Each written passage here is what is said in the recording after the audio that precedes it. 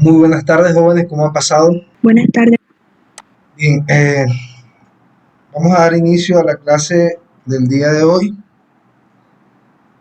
no sin antes decirles pues que en plataforma ya se encuentran disponibles dos de las tres actividades faltantes para este corte en el curso de química.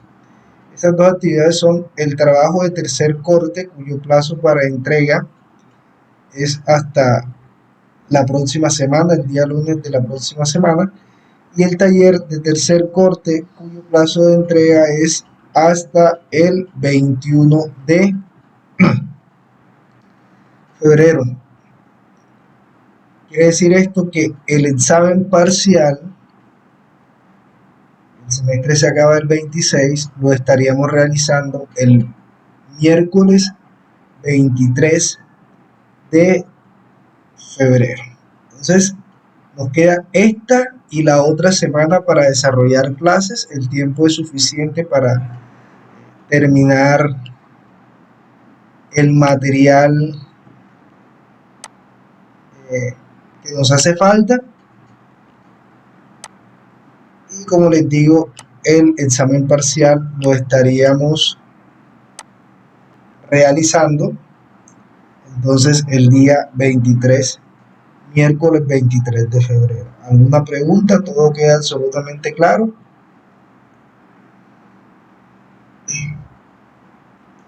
Trabajo, taller, parcial.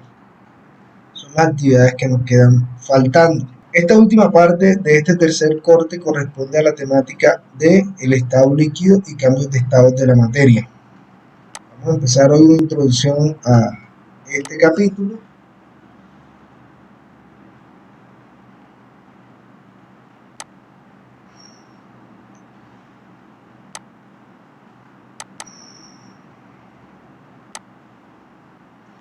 Bien, jóvenes, como ya habíamos conversado y como ustedes deben saber, la materia en nuestro planeta se presenta en tres tipos de estados diferentes: el estado sólido, el estado líquido y el estado gaseoso.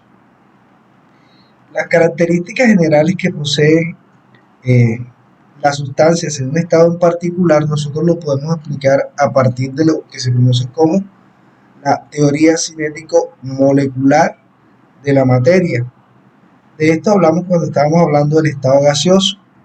Básicamente, si recordamos, lo que nos dice esta teoría es que esas propiedades son producto de la naturaleza y el grado de fuerzas intermoleculares o atracciones intermoleculares que puedan existir entre las partículas de la materia como tal. Si nosotros nos vamos a los dos extremos, tenemos el estado sólido y el estado gaseoso. Altas fuerzas de atracción en el estado sólido, fuerzas de atracción muy bajas, extremadamente bajas, algunas veces tendiendo a cero en el estado gaseoso. Por ejemplo, si nosotros tomamos como referencia el agua, fíjense, aquí tenemos en esta simulación que ustedes pueden consultar en una página que se llama PHET Colorado, de la Universidad de Colorado. Hay varias simulaciones de distintas áreas, algunas de química, física, de matemáticas. Aquí tenemos este simulador que corresponde a estados de la materia. Si tomamos como referencia, por ejemplo, el agua, fíjense cómo las moléculas de agua están en unas posiciones casi que fijas, pero si logran observar, hay un movimiento vibratorio en ellas. Estas particularidades de eso les dan las propiedades del estado sólido, por ejemplo, una forma, un volumen definido. Si nosotros miramos el estado gaseoso, podemos ver cómo esas moléculas de agua, obviamente después que se hayan evaporado, están moviéndose al azar en todo el espacio que tienen disponible. Y cuando nos centramos en el estado líquido, podemos ver que además del movimiento vibratorio, existe un movimiento de las partículas como tal. Aunque ese movimiento no es lo suficientemente libre como para que esas partículas se estén moviendo en todo ese espacio que tengan disponible. Fíjense, por ejemplo, si nos centramos en esa molécula, cómo esa molécula va la que estoy señalando con el cursor, cambiando de posición, pero no es que se vaya muy lejos de su posición original. Y eso se debe a pues que existen unas fuerzas de atracción moderadas entre esas partículas eh, cuando ellas se encuentran en ese estado sólido. Si nosotros recordemos que esta teoría también nos habla de que depende de esa competencia entre la energía cinética y la fuerza de atracción. En este caso, observamos que las partículas van a tener una energía cinética, pero no lo suficientemente grande como para alejarse mucho, ¿cierto?, de las otras partículas o empezar a moverse de forma libre en todo el espacio que tienen disponible. Si nosotros aumentamos la temperatura de ese sistema, lo que estamos haciendo es aumentando la energía cinética de las partículas, y ahí es donde se produce lo que nosotros conocemos como evaporación, y es que todas esas partículas que van ganando energía cinética suficiente logran vencer las fuerzas de atracción que existen entre las partículas, y una vez se logran vencer esas fuerzas de atracción, esas partículas se van a empezar a mover de forma libre y ya estaríamos hablando de materia en el estado gaseoso. Entonces,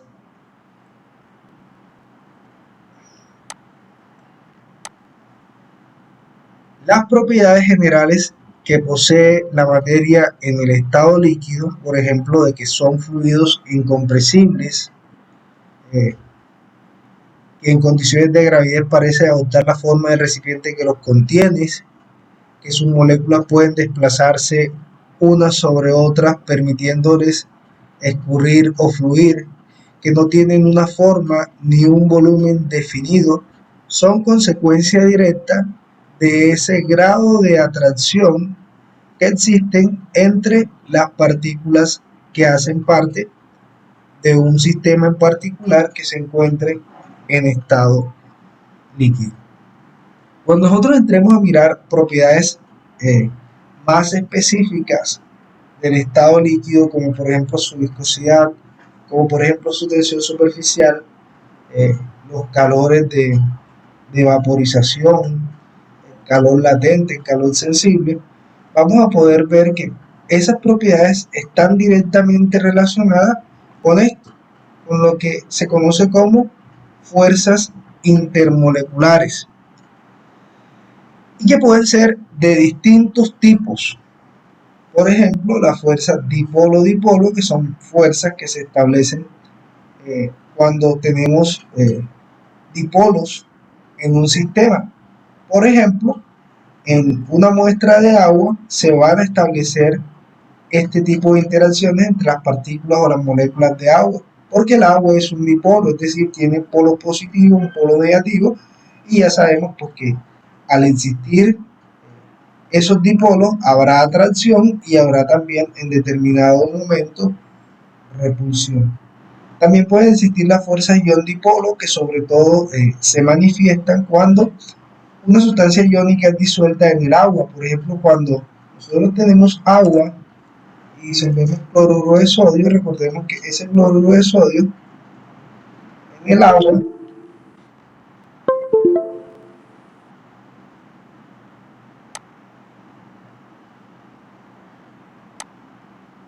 ese cloruro de sodio en el agua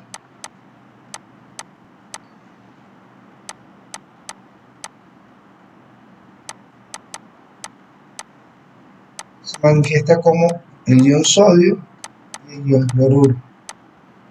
Aquí tenemos cargas positivas, cargas negativas, que a su vez van a interaccionar con el dipolo presente en la molécula de agua.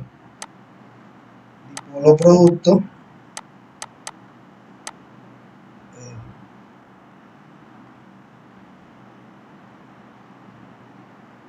de las diferencias de electronegatividades entre el oxígeno y el hidrógeno específicamente. Entonces, eso en cuanto a cuando tenemos moléculas polares como el agua y como sólidos iónicos que se encuentran en un mismo sistema. Pero cuando nosotros tenemos sustancias apolares, también pueden aparecer unas fuerzas que se llaman fuerzas de dispersión, que básicamente son fuerzas que se originan producto del movimiento de los electrones alrededor de los núcleos de los átomos que hacen parte del sistema como tal. Sabemos que en un modelo muy simplista tenemos una parte positiva en el átomo y tenemos electrones girando alrededor de él, ¿cierto? En los distintos orbitales que están ubicados a su vez en los distintos niveles energéticos del átomo.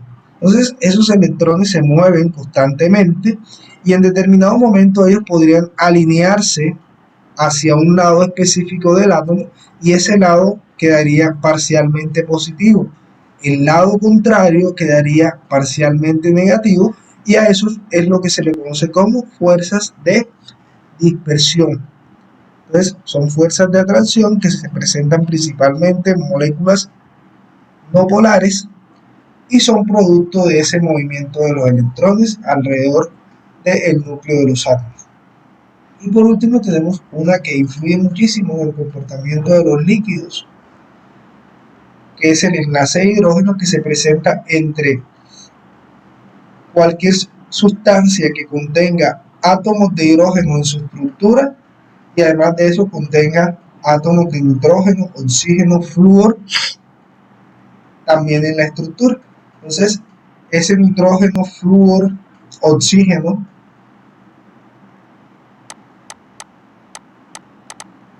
son átomos fuertemente electronegativos y el hidrógeno tiene una electronegatividad relativamente baja, entonces se va a ejercer una atracción por diferencia de electronegatividades entre ese átomo de hidrógeno y cualquiera de estos átomos que está acá.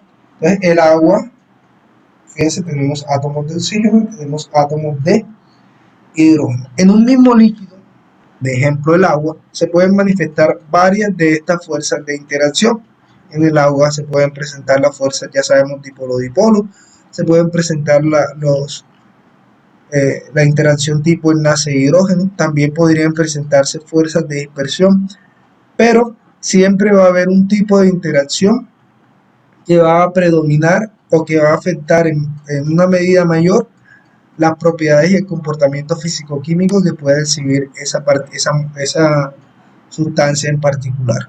Por ejemplo, en el agua es muy común que esos enlaces de hidrógeno jueguen un papel marcado en el comportamiento del agua y que saque al agua de unas tendencias generales que de acuerdo a su estructura molecular, ella en cuanto a sus propiedades físicas debería seguir, pero cuando nosotros la estudiamos a fondo entendemos y miramos que esa agua de pronto se comporta de una forma un poco anormal. Entonces, son estas fuerzas las que a la larga van a determinar el comportamiento de una sustancia en estado líquido. Entonces, vamos a ver algunas de esas propiedades que se ven influenciadas de forma directa por esas fuerzas intermoleculares, por esos grados de cohesión o repulsión que puede existir entre las partículas. ¿Qué quiero yo que ustedes aprendan acá? Que primero, pues, manejen el significado físico de la propiedad con la cual nosotros estamos trabajando. Por ejemplo, si yo les hablo de viscosidad, ustedes sepan qué mide esa viscosidad. Y segundo, que sean capaces de asociar el comportamiento de esa propiedad con la magnitud y la naturaleza de las fuerzas intermoleculares que puedan presentarse en una muestra líquida. Entonces, allá va a estar enfocado el análisis que vamos a estar realizando en la clase. Por ejemplo, la viscosidad es una propiedad propia de los fluidos. Generalmente nosotros la asociamos directamente con los líquidos, pero también es factible hablar de viscosidad en los gases. ¿Quién me puede decir, sin entrar en tecnicismo y sin leer pues, la definición que está acá en la diapositiva, ¿Qué piensan ustedes cuando escuchan esa palabra, viscosidad?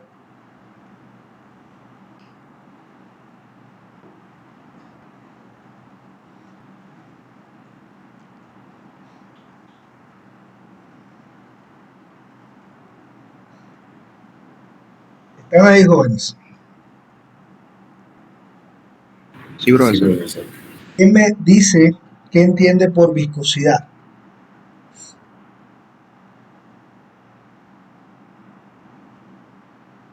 Algo pegajoso.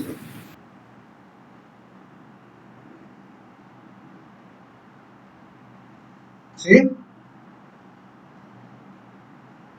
Nadie. Bueno, si nosotros, por ejemplo, tenemos dos cucharas, una de agua y una de miel, y colocamos de forma perpendicular esas cucharas, nosotros podemos observar que el agua va a fluir mucho más rápido que la miel.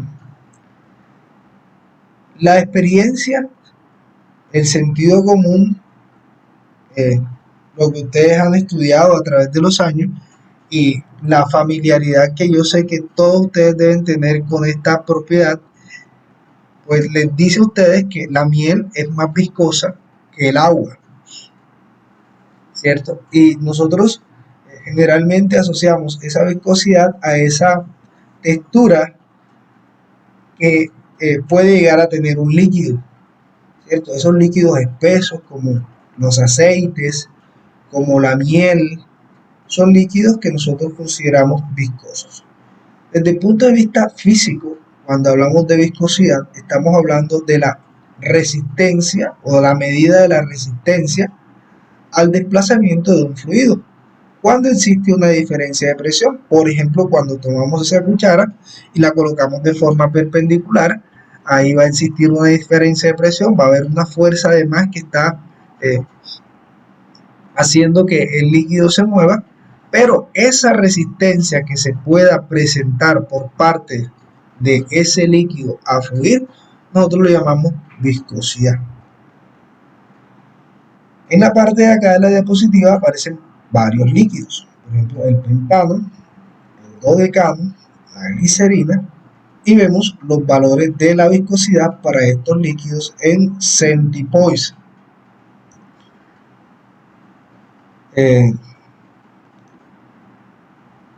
Si no estoy mal, en el sistema internacional la viscosidad se mide en pascal por segundo, si la memoria no me falla, aunque también nosotros podemos medir esa viscosidad en centipoise. Fíjense, por ejemplo, cómo a 25 grados centígrados la viscosidad del pentano es de 0.215, la del dodecano 1.38, la de la glicerina 945 centipoise. Esto podría ser analizado desde distintos puntos de vista. Hay varios factores que van a influir en la diferencia de viscosidad que se presenta entre las sustancias en particular. Acá tenemos otra tabla donde aparece precisamente la viscosidad ya en newton por segundo sobre metro cuadrado. Esto es pascal por segundo para distintos líquidos. Cabe resaltar aquí, por ejemplo, el mercurio tiene una viscosidad de 1.5 por 10 a la menos 3, el glicerol de 1.49 es el que más tiene viscosidad en el listado de líquidos que aparece acá. El agua tiene una viscosidad de 1.01 por 10 a la menos 3, y vamos a ver en dónde radica esa diferencia que puede existir entre la viscosidad para esos líquidos. Uno de los factores que influye en la viscosidad es la temperatura. Generalmente, a medida que aumenta la temperatura, disminuye la viscosidad. Y eso es fácil de entender si partimos desde la misma definición de viscosidad: resistencia a fluir, ¿cierto? Entonces, ¿qué pasa cuando yo aumento la temperatura? Aumento la energía cinética de las partículas que hacen parte del cuerpo. mayor energía cinética, mayor movimiento, por lo tanto esa resistencia a fluir se va a ver opacada por el aumento en la energía cinética de las partículas que hacen parte del cuerpo. Otra razón por la que muchos cuerpos, muchos sistemas tienen distinta viscosidad es debido a la diferencia entre las masas moleculares. Si hablamos de compuestos que posean estructuras semejantes, como los que teníamos acá en la diapositiva al inicio, fíjense, cadena carbonada, átomos de hidrógeno, cadena carbonada, átomos de hidrógeno, pentano, 5 átomos de carbono, 12 de hidrógeno, dodecano, 12 y 26. La masa molar de este señor es mucho más grande que la de este señor. Luego, la viscosidad de ellos dos es mayor en el dodecano que en el pentano.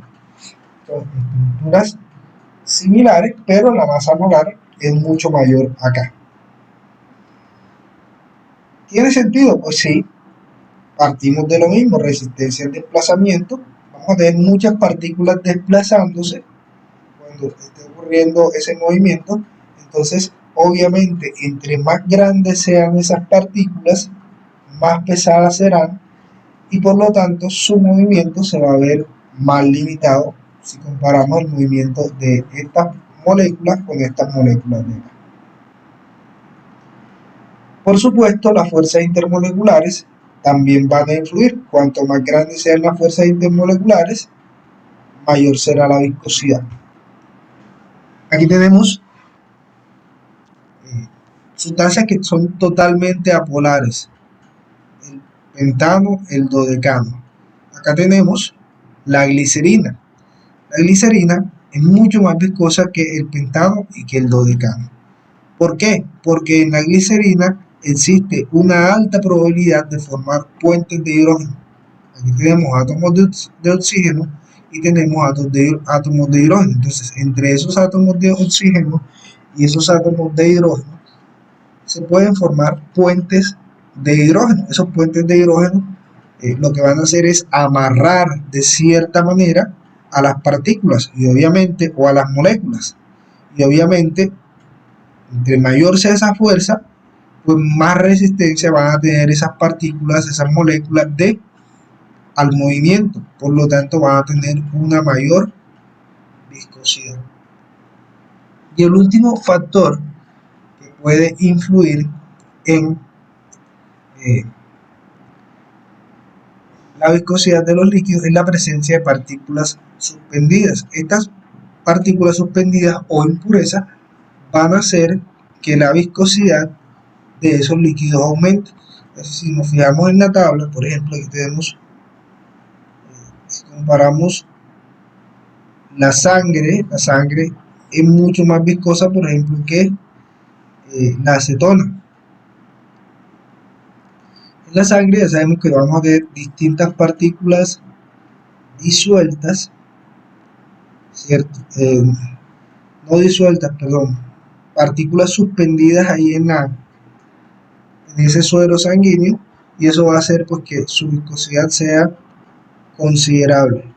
Entonces, de ahí podemos nosotros sacar conclusiones. Si nos ponen a comparar distintos líquidos y nos ponen a explicar por qué o a qué se debe esa diferencia entre esa resistencia a fluir que poseen los líquidos, entre cada uno de ellos, sabemos que podemos agarrarnos de distintos factores, de distintas propiedades para tratar de explicarlos.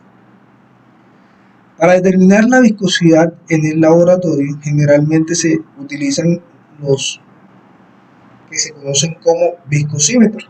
Acá tenemos un viscosímetro de Oswald. Existen distintos tipos de viscosímetros para la medida de la viscosidad de líquidos. Generalmente estos viscosímetros manuales que se pueden tener en el laboratorio, nosotros ya en la universidad tenemos varios viscosímetros de estos, independientemente que sean de Oswald, de Ovelot, basan la medida de viscosidad de los líquidos en medir el tiempo de flujo de ese líquido al que se le desea determinar la viscosidad de un punto determinado a otro punto. Entonces, básicamente lo que se hace es llenar el viscosímetro completamente y dejar que el líquido empiece a fluir. Cuando el líquido pasa por aquí, activamos el cronómetro y cuando ese menisco del líquido llegue acá, se activa nuevamente el cronómetro y se obtiene el tiempo de flujo del líquido entre esos dos puntos de referencia. Cada viscosímetro que se utilice va a tener una ecuación característica que va a permitir determinar la viscosidad de este. Por ejemplo, para el viscosímetro de Oswald, la viscosidad se determina a partir de la ecuación que tenemos acá. N es la viscosidad, P es la presión, R es el radio de los capilares. Aquí esta parte de aquí en el viscosímetro es capilar, esta parte de acá también es capilar, B es el volumen, L es la distancia entre las dos marcas del viscosímetro. Entonces aquí hay factores que pueden llegar a cambiar en el viscosímetro dependiendo de las condiciones a las que el viscosímetro se vea expuesto. Por ejemplo, ese radio de los capilares no es constante. Ese radio de los capilares se modifica con la temperatura y obviamente el tiempo de flujo entre los dos puntos va a depender de esos radios, ¿cierto? Entre más pequeños sean esos radios, el tiempo de flujo va a aumentar. La distancia también podría llegar a verse afectada teniendo en cuenta pues, que así como se modifican los radios, por la misma razón que se modifican los radios, y es que el vidrio con la temperatura o con los aumentos y disminuciones de temperatura se puede aumentar su volumen, se puede disminuir el mismo. Entonces también en determinados momentos se podría haber afectado esa propiedad. Por eso es importante que cuando se va a hacer este tipo de determinaciones se calibre el viscosímetro. ¿En qué consiste la calibración de un viscosímetro? Consiste en utilizar un líquido al cual se le conozca la densidad. Obviamente esto hay que hacerlo a temperatura constante. Por ejemplo, lo llenamos de agua.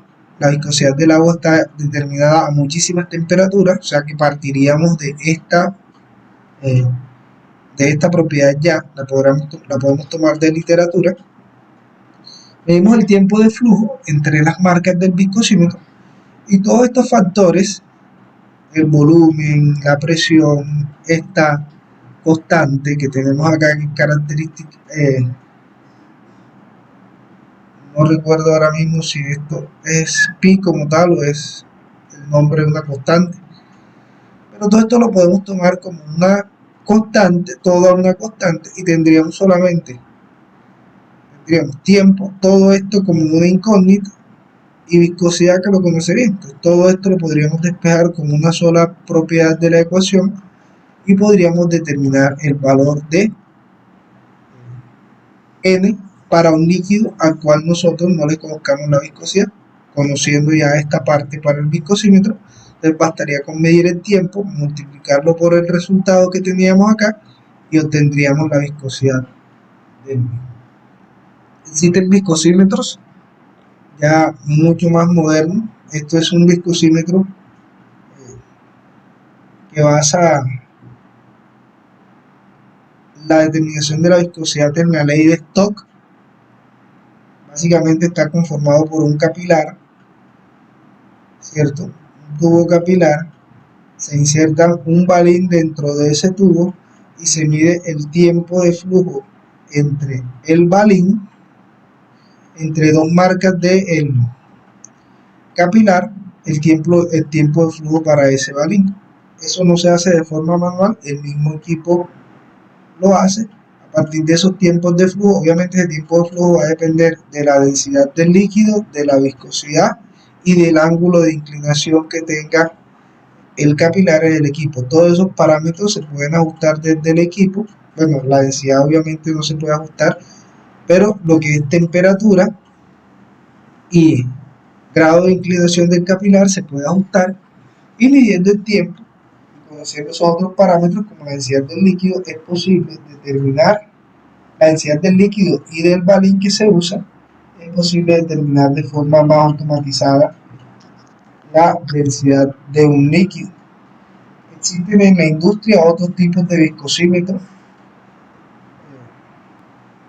Cada uno pues, de ellos tiene un principio distinto. Yo aquí les traje dos métodos. Ambos los conozco y por eso les puedo hablar de ellos con algo de propiedad. Otra propiedad importante para los líquidos hace referencia a la tensión superficial. Cuando hablamos de tensión superficial para un líquido, nos referimos a la cantidad de energía necesaria para estirar o aumentar la superficie de un líquido por unidad de área cuadrada. Por ejemplo, 1 centímetro cuadrado. Los líquidos, todo líquido, en su superficie forma una especie de capa invisible que, por ejemplo, permite que algunos insectos se puedan posar sobre el agua sin que se hundan. En este caso es el peso de esos mosquitos o de esos insectos no es lo suficientemente grande como para vencer esa fuerza de tensión superficial que se genera en la superficie de ese líquido. Básicamente este fenómeno ocurre por la diferencia entre las fuerzas de atracción que existen entre una partícula que se encuentre en el seno del líquido y una partícula que se encuentre en la superficie del mismo. Mientras que una partícula que se encuentre aquí, por ejemplo, va a estar rodeada de otras partículas semejantes, si nosotros, como va a estar completamente rodeada, si sacáramos la fuerza neta que se está ejerciendo sobre esa molécula en cuanto a fuerzas intermoleculares, el resultado va a tender a cero. Porque así como hay una partícula alándola hacia acá, va a haber una alándola hacia acá que va a anular el efecto de la que está arriba. Y así sucesivamente. Sin embargo, una partícula que se encuentre en la superficie del líquido únicamente va a experimentar las fuerzas de atracción de las partículas de los lados que se van a anular entre sí, pero también va a sentir las fuerzas de atracción de unas partículas que están en la parte de abajo, que esas, como en la parte de arriba no van a tener un contrapeso, entonces sí van a hacer que la resultante de esa fuerza neta de atracción que está sufriendo esa partícula sea hacia abajo. De tal manera que estas partículas que se encuentran aquí se encuentran tensionadas. Y eso es lo que produce esa particularidad de la que les hablaba, esa capa invisible que se presenta en los líquidos y que está directamente relacionada con esta propiedad llamada tensión superficial. Entre más grande sea la diferencia de fuerzas entre estas partículas, mucho más grande va a ser la tensión superficial del líquido como tal. La tensión superficial es una propiedad que está relacionada con muchos fenómenos, por ejemplo, con el que les hablaba de que algunos insectos se puedan posar sobre la superficie de algunos líquidos, la forma esférica que poseen las burbujas de jabón se debe a la fuerza interna a la tensión superficial que actúa para reducir al mínimo la superficie. Lo mismo que, por ejemplo, la forma de las gotas de los líquidos, que nosotros podemos observar fácilmente cuando dejamos caer mercurio, que es un metal líquido. Por ser un metal hay una fuerza de atracción bastante grande y podemos ver cómo se forman gotitas bastante redondas, entre más pequeñas más redondas se ven, de ese mercurio en la superficie donde él se encuentre depositado. Las más grandes no se ven tan redondas debido a la gravedad. También es responsable, por ejemplo, o tiene mucho que ver con el transporte de fluidos en las plantas, desde la raíz hacia las hojas. Hay varias fuerzas que contribuyen a este fenómeno, por ejemplo, la presión osmótica, que es una propiedad relacionada con la concentración de las soluciones, pero la tensión superficial también está relacionada con dicho fenómeno. Producto de esa magnitud de las fuerzas intermoleculares, que son los que originan el fenómeno llamado tensión superficial, también se produce lo que nosotros conocemos como el menisco en los líquidos. El menisco no es otra cosa que la curvatura que se logra observar en un líquido cuando éste se encuentra, sobre todo, depositados en recipientes con diámetro pequeño. Por ejemplo, aquí esto sería una pipeta más o menos. Yo en una pipeta voy a lograr observar siempre el menisco de un líquido. Los meniscos pueden ser de formas distintas. Meniscos cóncavos, meniscos convexos. Agua, mercurio. Los líquidos que tienen una tensión superficial bastante alta suelen dar este tipo de meniscos convexos. Los líquidos con tensión superficial normal suelen dar meniscos cóncavos. ¿A qué se debe el menisco de un líquido? Se debe a la magnitud de la fuerza de atracción entre las mismas partículas y las partículas y las de esas partículas con la superficie del recipiente en el que están contenidas. Entonces, si las fuerzas de atracción entre las partículas del líquido y el recipiente son mayores a las fuerzas de atracción entre las partículas del mismo líquido, los meniscos son cóncavos. Si por el contrario, las fuerzas de atracción entre las partículas del mismo líquido son mayores a las fuerzas de atracción entre las partículas del líquido y las partículas de la pared del recipiente en el que se encuentran depositadas, entonces el menisco se formará de forma convexa. Esas fuerzas de atracción de esas partículas son las que originan también el fenómeno de la tensión superficial. Existen distintos métodos para medir la tensión superficial de un líquido.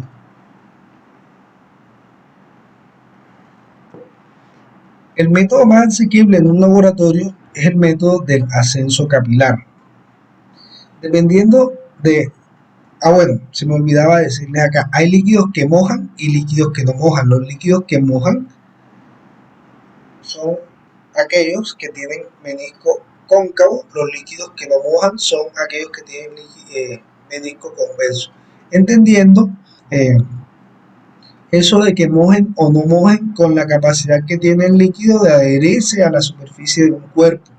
En este caso, el agua se adhiere muy fácilmente a la superficie de un cuerpo precisamente por la magnitud de esas fuerzas de atracción entre las partículas de agua, las moléculas de agua y la superficie, mientras que la de mercurio prefiere, antes de que adherirse a otro cuerpo, prefieren juntarse entre ellas mismas. Entonces, por eso el mercurio no moja. Cuando nosotros introducimos un capilar, que básicamente es un tubo de diámetros muy pequeños, estamos hablando de milímetros. Por ejemplo, los cabellos humanos son capilares.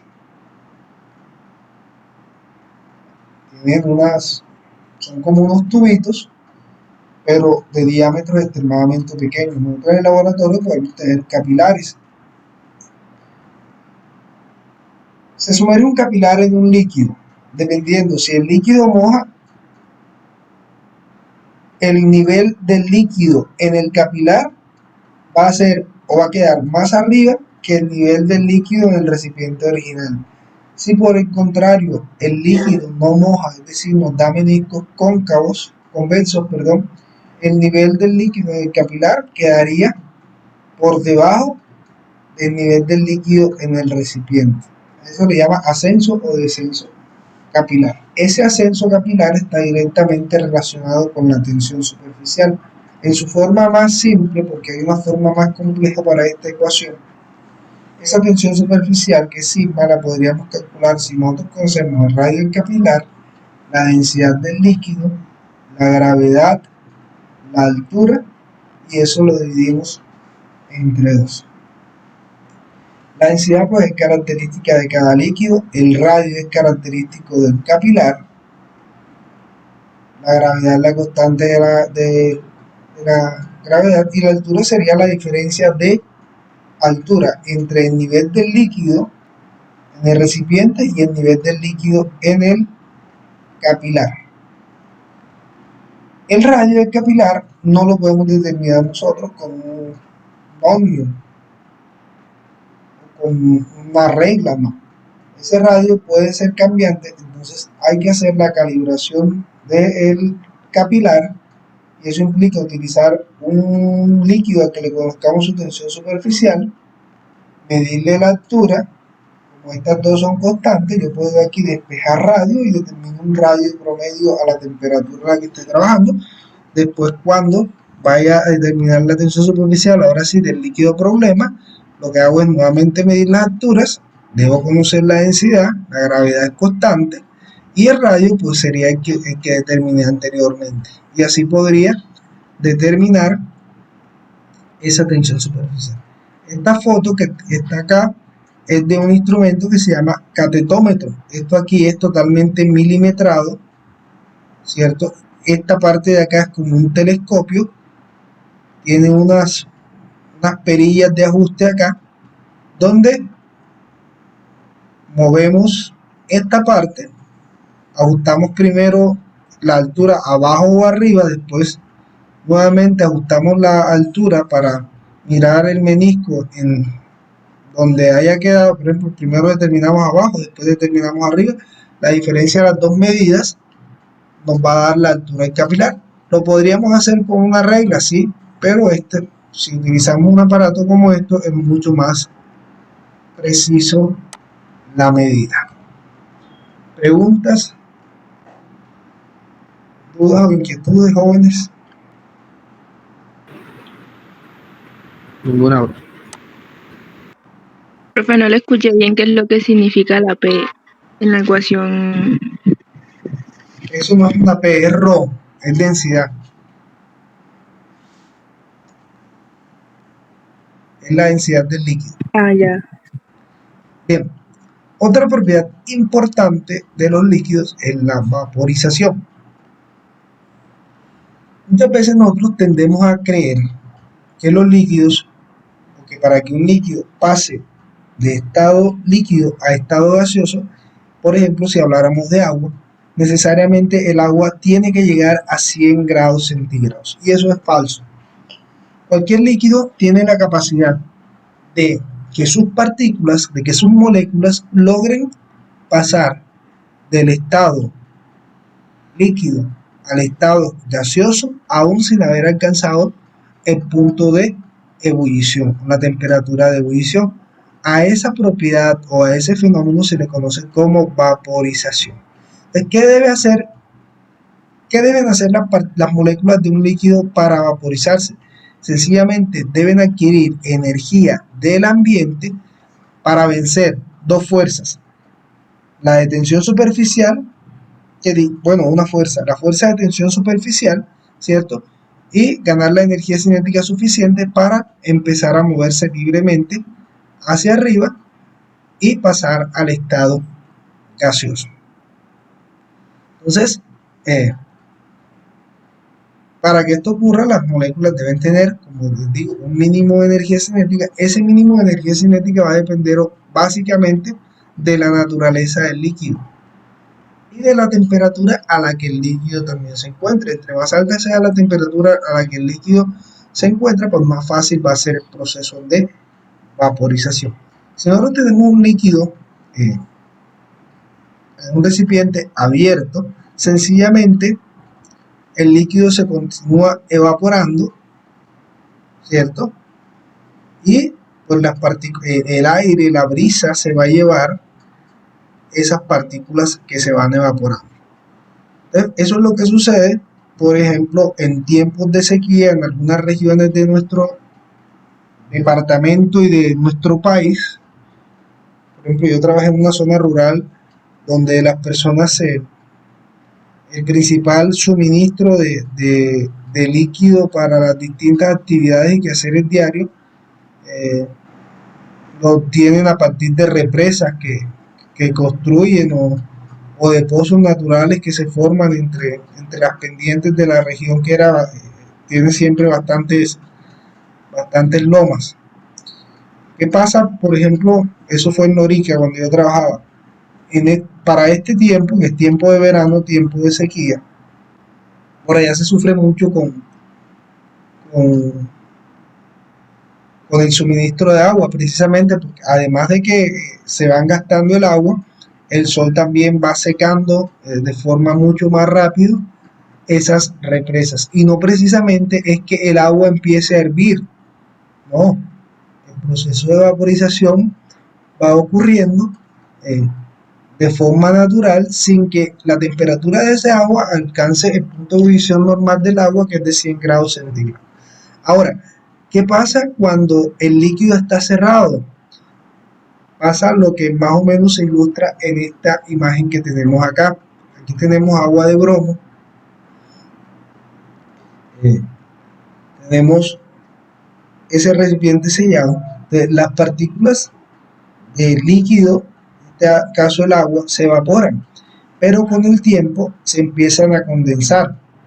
Algunas se condensan en las paredes del recipiente. Entonces podemos ver esa condensación ahí, parece que el recipiente hubiese sudado y no es otra cosa que la condensación de partículas de agua o de líquido al interior del recipiente. ¿Y por qué pasa eso? Sencillamente, pues las moléculas adquieren la energía suficiente para escaparse, pero empiezan a moverse y empiezan a chocar. Cuando empiezan a chocar, empiezan a perder energía. Una vez pierden la suficiente energía cinética, nuevamente se van a evaporar. Ese proceso de vaporización depende de la temperatura. Entre más alta sea la temperatura, mayor será la vaporización. Entre más grande es la temperatura, muchas más moléculas van a tener la energía cinética necesaria para poder escapar hacia la fase de vapor. Cuando se dé el proceso de evaporación, el resto de las moléculas que quedan en estado líquido tendrán una energía cinética menor. Esto es muy particular. Si ustedes se dan cuenta, por ejemplo, cuando nosotros frotamos alcohol en nuestras manos, ahora con la pandemia tocó hacerlo bastante, o toca hacerlo bastante. El alcohol es un líquido bastante volátil, él se evapora fácilmente. Y una vez se evapora, es posible que hayan sentido alguna vez la sensación de que se refrescan las manos. Bueno, lo que ocurre es que esas partículas de alcohol que se evaporan, además de tomar energía del ambiente, también toman energía de nuestro cuerpo. Y al tomar energía de nuestro cuerpo, pues, hacen que la energía cinética de esas partículas, de donde tomaron esa energía, disminuya. Entonces, la temperatura de esa parte del cuerpo en particular donde se produjo esa evaporación disminuye. Esto explica también por qué, por ejemplo, en nuestro cuerpo, cuando la temperatura aumenta de forma excesiva, el mecanismo más eficaz que el cuerpo presenta es sudar. Sudamos, liberamos agua para que el agua se evapore y al evaporarse logre disminuir la temperatura de nuestro cuerpo, porque esta no puede aumentar cierto valor porque empiezan a haber problemas sistémicos. Incluso pues podría presentarse la muerte. Por eso nuestros abuelos cuando tenían fiebre o cuando algún familiar tenía fiebre empezaban a bajar la fiebre, decían que estaban sudando la fiebre.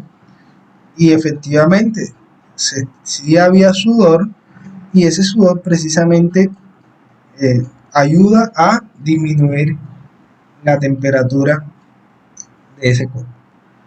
Otro aspecto importante de la vaporización es que cuando se produce la evaporación como tal, también se empieza a producir condensación, es decir, que estamos frente a un proceso que va a originar un equilibrio dinámico tal cual como lo vimos en el capítulo de equilibrio químico. Entonces tenemos dos procesos físicos contrarios, evaporación y condensación, que inicialmente ocurren a velocidades distintas. Inicialmente es mayor la evaporación, con el tiempo va disminuyendo la evaporación y va aumentando la condensación, pero llega un momento en que la velocidad de evaporación se iguala con la velocidad de condensación y en ese momento, que es cuando se establece el equilibrio, en este caso hablarían de un equilibrio líquido-vapor. ¿Listo? Ese equilibrio líquido-vapor se alcanzará, repito, cuando las velocidades de evaporación y condensación se igualen, sean las mismas en sentido contrario. Tenemos las condiciones, dos procesos contrarios, ¿cierto? Y ya sabemos que cuando simultáneamente ocurren dos procesos que sean contrarios y los procesos igualan sus velocidades, entonces hablamos de lo que se conoce como equilibrio dinámico. Cuando se alcanza ese equilibrio dinámico en un recipiente donde estén ocurriendo los dos fenómenos, es decir, en un recipiente cerrado, la presión que ejercen las partículas que todavía están en estado gaseoso en el sistema se conoce como presión de vapor. ¿Listo? Entonces, esa presión de vapor es la presión que ejercen las partículas de un líquido que se han evaporado, pero cuando el equilibrio líquido-vapor se ha alcanzado. Es decir, cuando se establece ese equilibrio, ya los dos procesos deben estar ocurriendo, debe estar ocurriendo la evaporación, debe estar ocurriendo la condensación, y la velocidad de evaporación debe ser igual a la condensación. Si yo pudiera medir esa presión, utilizara un manómetro, en este caso aquí en la gráfica tenemos manómetros de rama cerrada. Entonces, esos manómetros de rama cerrada, si esto es mercurio, la diferencia de altura me va a dar la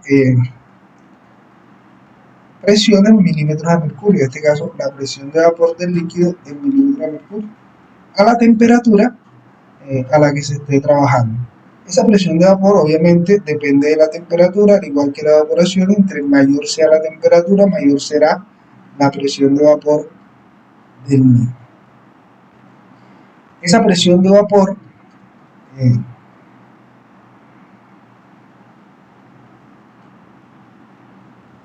vamos a terminar aquí con la presión de vapor. La presión de vapor generalmente aumenta con la temperatura. Acá podemos ver las presiones de vapores para distintos líquidos, etílico, benceno, alcohol metílico, agua. Vemos cómo a medida que aumenta la temperatura, aumenta la presión de vapor. Esa presión de vapor de los líquidos está relacionada con lo que se conoce como las fuerzas moleculares, con las fuerzas atractivas. Obviamente, para que se dé el fenómeno de la presión de vapor, se debe dar el fenómeno de la evaporación. Para que se dé el fenómeno de la evaporación, las partículas que se evaporen deben vencer esas fuerzas atractivas. Es decir, los líquidos que poseen unas fuerzas atractivas bastante grandes son líquidos que van a tender a evaporarse muy poco. Si se evaporan muy poco, van a originar bajas presiones de vapor. Los líquidos que tienen fuerzas atractivas pequeñas son líquidos que sus partículas van a poder más fácilmente vencer esa fuerza atractiva. Por lo tanto, van a ser líquidos que se evaporan con facilidad y serán líquidos que tienen unas altas presiones de vapor. Entonces, aquí tenemos lo que se conoce como líquidos volátiles y líquidos no volátiles. Líquidos volátiles, altas presiones de vapor. Líquidos poco volátiles, bajas presiones de vapor. Entonces, así están relacionadas las fuerzas intermoleculares, en este caso la fuerza radiactiva, con la presión de vapor y la capacidad de evaporarse de un líquido. Preguntas, jóvenes, dudas o inquietudes.